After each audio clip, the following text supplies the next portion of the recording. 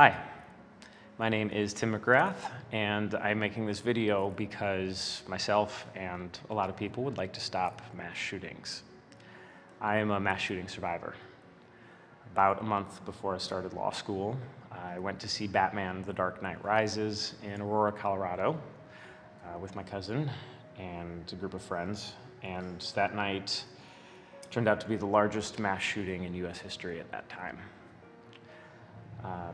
A month later, I went to California to go to law school, and I started to experience symptoms of PTSD. I was having anxiety attacks and panic attacks.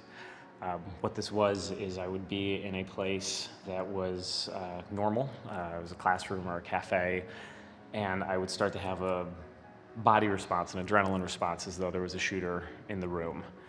So I couldn't focus on reading words, I couldn't breathe sometimes, often just shaking, to the point where I would have to go and compose myself, which was generally in a stall in a bathroom.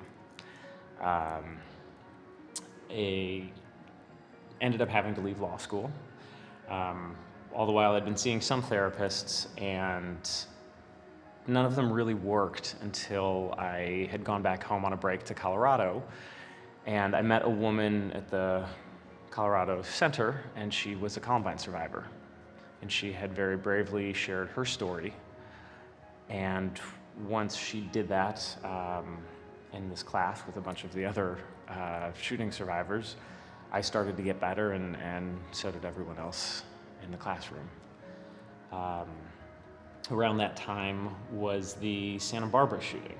And this was a guy who shot women that he had written in a manifesto he wanted to love.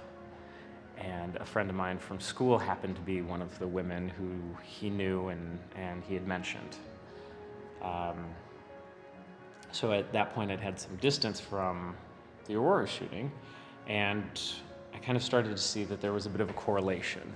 As a victim of a mass shooting and having these PTSD symptoms, you don't really know why you're doing what you're doing. You're taking actions, you're hyperventilating, and there doesn't seem to be a reason to.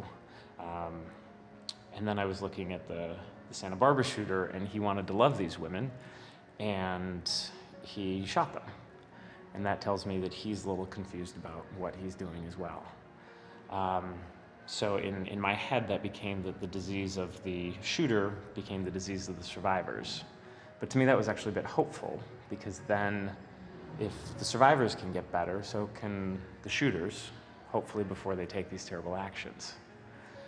So what do you do with that kind of information?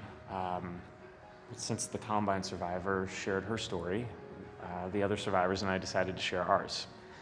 So I'm a screenwriter and a director, and we've made a movie about it. And I'm talking in this video, and you'll see some of the other people, the other survivors, some of the cast, and they'll talk about their experiences. So it's our way of attempting to address this problem, and I hope you watch the material, and I hope you get something from it. Thank you.